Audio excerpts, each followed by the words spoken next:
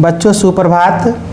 मैं Arun Kumar residential Paramount mission school से YouTube channel में आप लोगों का हार्दिक स्वागत करता हूं। आज मैं आप लोगों को वर्ग 7 के हिंदी पाठ्य पुस्तक से पाठ 4 गौरा पाठ पढ़ाएंगे। और पढ़ाने से पहले हम लोग इसके कठिन शब्दों की ओर चलेंगे। सबसे पहले कठिन शब्दों को देख ले। सबसे पहले है वयः संधि, मतलब बचपन और युवा अवस्था के बीच की किशोरावस्था।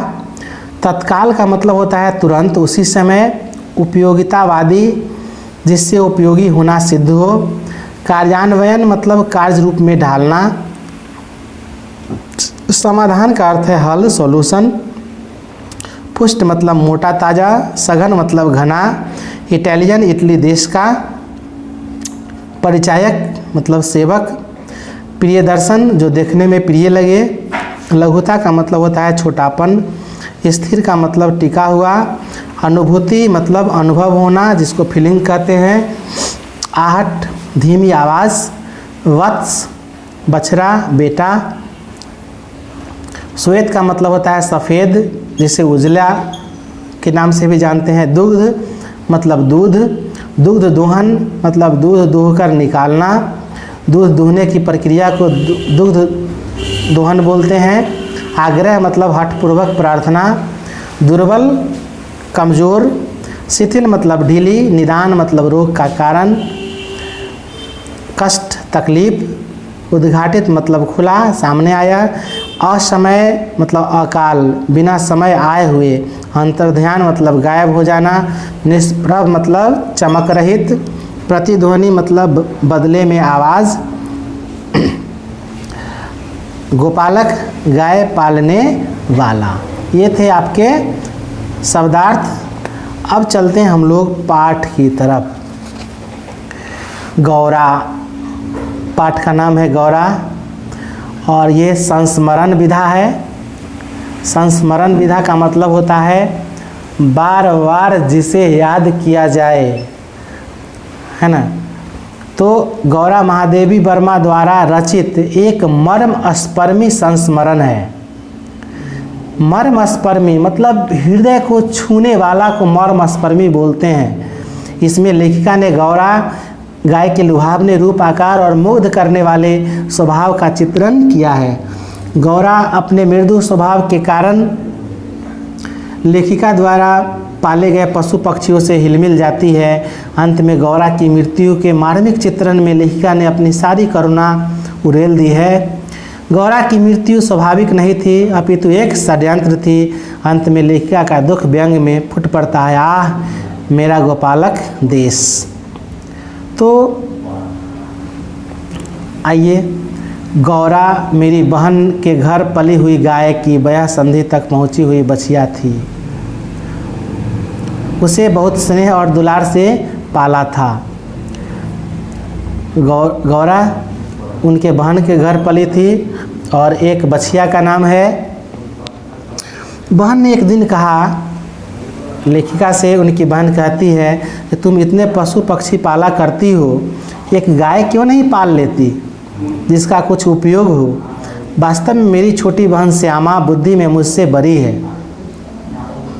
लेखिका की छोटी बहन का नाम क्या है? श्यामा। यदि वह आत्मविश्वास के साथ कुछ कहती है तो उसका विचार सुनने वालों को तत्काल प्रभावित करता है।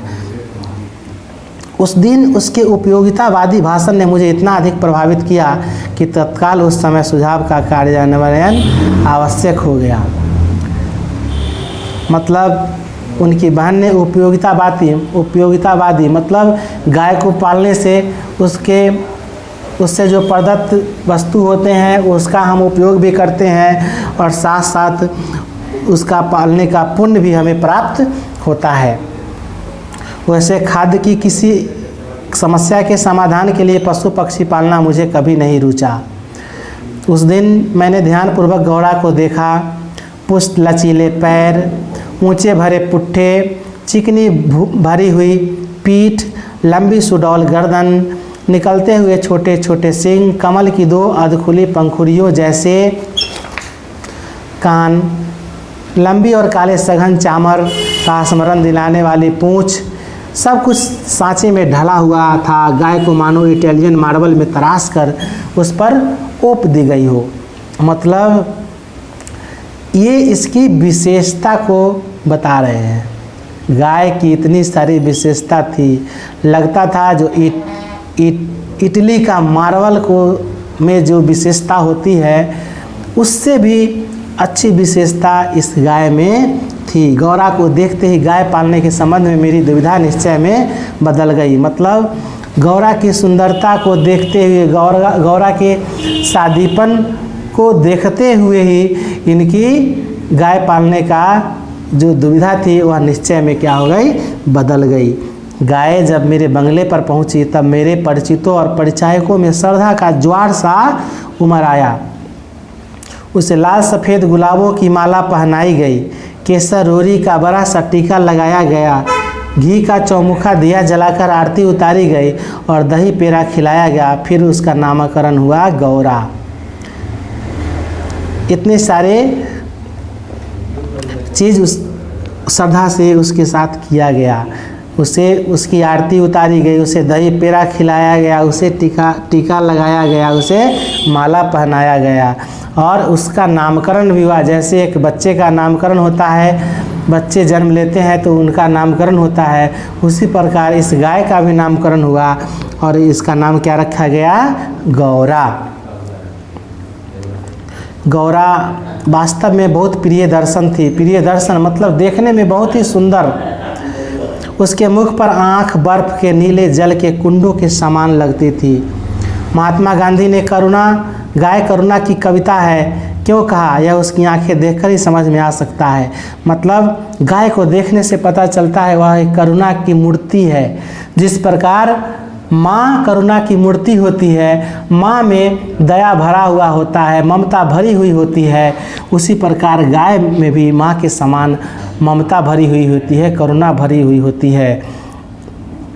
कुछ ही दिनों में वह सबसे इतनी हिल मिल गई थी कि अन्य पशु पक्षी अपनी लघुता और उसकी विशालता का अंतर भूल गए।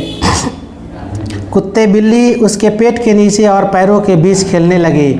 पक्षी उसकी पीठ और माथे पर बैठकर उसके कान खुजलाने लगे।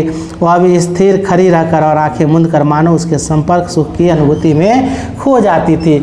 मतलब लेखिका के द्वारा जो पक्षियाँ पाली गई थी वो सब उसके साथ क्या हो रहे थे, खेल रहे थे। कुत्ते बिल्ली सारे खेल रहे थे, लेकिन उसे बहुत ही अच्छा महसूस हो रहा था। किसको, उस गौरा को। हम सबको वह आवाज़ से नहीं, पैरों की आहट से ही पहचानने लगी।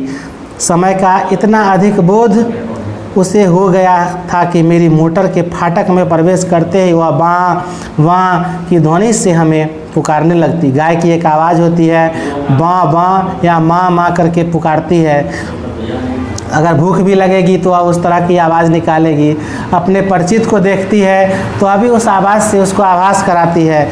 चाय नाश्ता तथा भोजन के समय से भी वह इतनी परिचित हो गई थी कि थोड़ी देर प्रतीक्षा करने के उपरांत रंभा कर घर घीस पर उठा लेती थी। मतलब चाय नाश्ता इत्यादि भोजन का समय होने पर भी उसे उस चीज़ का आभास होता। 1 वर्ष के उपरांत गौरा बहुत सुंदर वत्स की माता बनी। 1 वर्ष के बाद गौरा ने एक सुंदर बच्चे को जन्म दिया। वत्स अपने लाल रंग के कारण गेरू का पुतला जैसा जान पड़ता था। वत्स गाय का जो बच्चा हुआ, गौरा का जो बच्चा हुआ वह लाल रंग का था। उसके माथे पर पान के आकार का श्वेत तिलक जैसा था। उसके बछड़े का नाम रखा गया लाल मणि, परंतु उसे सब लालू संबोधन से पुकारते थे। अब हमारे घर में दुग्ध महोत्सव आरंभ हुआ। गौरा प्रातः सायं 12 लीटर के लगभग दूध देती थी। गौरा जो है शाम और सुबह मिलाकर 12 लीटर दूध देती थी। अतः लालमणि के लिए किलो दूध देने पर भी इतना अधिक शेष रहता कि आसपास के बाल गोपाल से लेकर कुत्ते बिल्ली तक सब पर मानो दूध नहाओ का आशीर्वाद फलने लगा। मतलब वह इतनी दूध देती थी कि सब दूध से आसपास के लोग भी नहा लेते थे, मतलब दूध सबको आसानी से मिल जाती थी। पर यह दुग्ध दोहन की समस्या कोई अस्थायी समाधान चाहती थी। नगर से आए नौकरों में से कोई दूध दोहना नहीं जानता था, और जो गांव से आए थे वे अभ्यास न होने के कारण यह काम इतना भूल चुके थे कि घंटों लगा देते थे। गौरा के आने से पूर्व जो ग्वाला हमारे यहाँ दूध देता था, जब उसने इस कार्य के लिए अपनी नियुक्ति के विषय में आग्रह किया तो हमने अपनी समस्या का समाधान पा लिया। मतलब जो ग्वाले लेखिका के यहाँ दूध पहुँचाने का काम करते थे, वही वहाँ दूध दूहने का जिम्मा उठाए। 2-3 मास के उपरांत गौरा ने दाना चारा खाना बहुत कम कर दिया। धीरे धीरे वह दुर्बल और शिथिल रहने लगी। चिंतित होकर मैंने पशु चिकित्सक को बुलाकर दिखाया। वे कई दिनों तक अनेक प्रकार के निरीक्षण, परीक्षण, एक्सरे आदि द्वारा रोगों का निदान खोजते रहे। अंत में उन्होंने निर्णय दिया, गाय को सुई खिला दी गई है जो उसके रक्त संचार के साथ हृदय तक पहुंच गई है। जब सुई गाय के हृदय के पार हो जाएगी तब रक्त संचार रुकने से उसकी मृत्यु निश्चित है। यह किसने कहा? डॉक्टर ने कहा। मतलब वह गौरा जो थी 2-3 मास के उपरांत 2-3 माह के बाद बहुत ही बीमार पड़ गई थी। तो पूरे निरीक्षण, परीक्षण, एक्सरे के बाद पता चला कि गाय को सुई खिला दी गई है, और वह सुई जो है रक्त संचार को से हृदय को प्रभावित कर रही है, जिससे उसकी मृत्यु निश्चित है। वह एक निश्चित अवधि में मर जाएगी।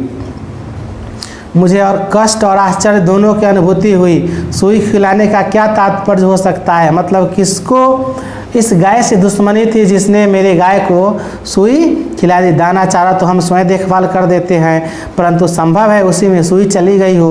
पर डॉक्टर के उत्तर से ज्ञात हुआ कि दाने चारे के साथ गई सुई गाय के मुख में ही छिद कर रह जाती है। सुई गुड़ की बड़ी डली के भीतर रखी हुई सुई ही गले के नीचे उतर जाती है, वही रक्त संचार के साथ मिलकर हृदय तक पहुंच सकती है। मतलब दाने चारे के साथ सुई जो है पेट के अंदर नहीं गया है, सुई एक गुड़ के अंदर रख के तब गाय को खिलाया गया है, जिसके कारण गुड़ जो है पेट के अंदर चला गया है। अंत में ऐसा सत्य उद्घाटित हुआ जिसकी कल्पना भी मेरे लिए संभव नहीं थी। प्रातः कुछ ग्वाले ऐसे घरों में जहां उनसे अधिक दूध लिया जाता है, गाय का आना सहन नहीं कर पाते, अवसर मिलते ही वे गुड़ में सुई लपेटकर उसे गाय को खिलाकर उसकी असमय मृत्यु निश्चित कर देते हैं। मतलब वहाँ आसपास के लोगों में यह बात से कष्ट होने लगा कि इसके पास ऐसा गाय, इतना सुंदर गाय, इतना अधिक दूध देने वाला गाय कहाँ से आ गया। इससे उनमें जलन हो गया और उसी में से किसी ने गुड़ के साथ सुई रख के गाय को खिला दिया। गाय के मर जाने पर वे उन घरों में पुनः दूध देने लगते हैं। सुई की बात पता चलते ही ग्वाला एक प्रकार से अंतर्ध्यान हो गया, अतः संदेह का विश्वास में बदल जाना स्वाभाविक था। जैसे ही सुई की बात पता चला तो एक आदमी, एक ग्वाला जो है वहाँ से क्या हो गया, एक अंतर्ध्यान हो गया। तो यह संदेह जो था, यह शक जो था, वह पूरा विश्वास में बदल गया। जो व्यक्ति गायब हुआ है उसी ने इस गाय को सुई खिलाया है। अब गौरा की मृत्यु से संघर्ष आरंभ हुआ। डॉक्टरों ने कहा गाय को सेब का रस पिलाया जाए तो सुई पर कैल्शियम जम जाने से उसके न चुभने की संभावना है। अतः नित्य कई किलो सेब का रस निकाला जाता और नली से गौरा को पिलाया जाता। शक्ति के लिए इंजेक्शन पर इंजेक्शन दिए जाते, पर गौरा अत्यंत शांति से बाहर और भीतर दोनों ओर की चुभन और पीड़ा सहती थी। कभी कभी उसकी सुंदर पर उदास आंखों के कोनों में पानी की 2 बूंदें झलकने लगती थी। अब वह उठ नहीं पाती थी, मतलब इतना कमज़ोर हो चुकी थी कि उसमें उठने की भी शक्ति अब नहीं रह गई थी। मेरे पास पहुंचने पर उसकी आंखों में प्रसन्नता की छाया सी तैरने लगती थी। पास जाकर बैठने पर वह मेरे कंधे पर अपना मुख रख देती थी और अपनी खुरदरी जीभ से मेरी गर्दन चाटने लगती थी। यह जानवर का प्रेम करने का क्या होता है? भाव होता है। अपने जीभों से अपने मालिक का, अपने पालने वालों के शरीर को चाटना, यह जानवरों के द्वारा प्रेम को दर्शाना बताया गया है। जब गौरा की सुंदर चमकीली आँख निष्प्रभ हो चली और सेब का रस भी कंठ में रुकने लगा। अब ऐसा समय आ गया था, गौरा की ऐसी स्थिति हो गई थी कि उसकी चमकीली आँखें भी अब धुंधली हो चुकी थी और जो सेब का रस उसे पिलाया जा रहा था वह भी अब गले से नीचे नहीं जा रहा था। तब मैंने उसके अंत का अनुमान लगा लिया। तब लेखिका को, महादेवी वर्मा जो लेखिका हैं, उनको एहसास हो गया कि अब यह गाय मेरी नहीं बचेगी। अब मेरी एक ही इच्छा थी कि मैं उसके अंत समय उपस्थित रह सकूं। दिन में ही नहीं, रात में भी कई बार उठकर मैं उसे देखने जाती थी। अंत में एक दिन ब्रह्म मुहूर्त में 4 बजे जब मैं गौरा को देखने गई, 4 से 3 बजे से लेकर 5 बजे तक के समय को ब्रह्म मुहूर्त कहा जाता है। तो 4 बजे सुबह एक दिन वह गौरा को देखने गई। तब मैंने ही, जैसे ही उसने अपना मुख सदा के समान मेरे कंधे पर रखा, मतलब जब भी लेखिका उस गौरा के सामने जाती थी तो वह अपना मुख उनके कंधों पर रखकर चाटना शुरू करती थी। लेकिन आज देखिए कैसा समय है, मुख जैसे ही कंधा पर रखा वैसे ही वह एकदम पत्थर जैसा भारी हो गया और मेरी बाँह पर से सरक कर धरती पर आ गया। कदाचित सुई ने हृदय को बेध कर बंद कर दिया था, मतलब हमेशा हमेशा के लिए वह गाय अपने प्राण को त्याग चुकी थी। गौरा को ले जाते समय मानो करुणा का समुद्र उमड़ आया, पर लालमणि इसे भी एक खेल समझ उछलता कूदता रहा। मतलब छोटा बच्चा जो होता है वह माँ के चल जाने के बाद, माँ के मर जाने के बाद उस पर कोई प्रभाव नहीं पड़ता, उसे तो पता होता है जो मेरी माँ सोई हुई है। इसी तरह वह लालमणि जो था वह भी खेलता कूदता उछलता, उसे क्या पता जो मेरी माँ अब इस दुनिया में नहीं है। यह दीर्घ निश्वास का शब्दों में अनुवाद हो सके तो उसकी प्रतिध्वनि कहेगी, आ मेरी गोपालक देश। यह जो है गाय पालने वालों का देश है। भारत में अधिकतर लोग किसान हैं, वह गायों की सेवा करते हैं, गायों को पालते हैं। और वह दृश्य कैसा रहा होगा, कैसा होता होगा, वह असहनीय दृश्य जो आप इस पाठ में पढ़े हैं, जो पाठ में वर्णित किया गया है, वह एक गोपालक के लिए बहुत ही असहनीय दृश्य होता है जब उसके सामने उसके प्रिय गाय का या उसके बछड़े का क्या हो जाता है, प्राण निकल जाता है। तो इस पाठ के माध्यम से हमें यह बताया गया जो पशु पक्षी का प्यार भी हम लोगों को अपनी ओर खींच लेता है और हम भी पशु पक्षी से, जानवरों से बहुत ही लगाव हो जाते हैं, मर्म स्पर्शी हो जाते हैं। जानवरों के प्रति हमारा प्रेम क्या हो जाता है, उमड़ जाता है, हमारा दिल पिघल जाता है और उससे हमारा ऐसा लगाव हो जाता है जो उसके चले जाने के बाद हमें बहुत ही खाली खाली महसूस होता है। तो बच्चों, इस पाठ के माध्यम से हमें यह शिक्षा दी गई, जो हम पशुओं को पालते हैं तो उससे भी हमें बहुत लगाव होता है, जानवरों से हमें बहुत प्यार होता है और उस प्यार को हम कितने शब्दों में प्रदर्शित कर सके यह हमें समझ में नहीं आता। तो इस तरह से इस पाठ को आप पढ़ चुके हैं और इस पाठ का प्रश्न उत्तर अब अगले वीडियो में जाएगा, अगले वीडियो में हम लोग करेंगे। तब तक के लिए धन्यवाद।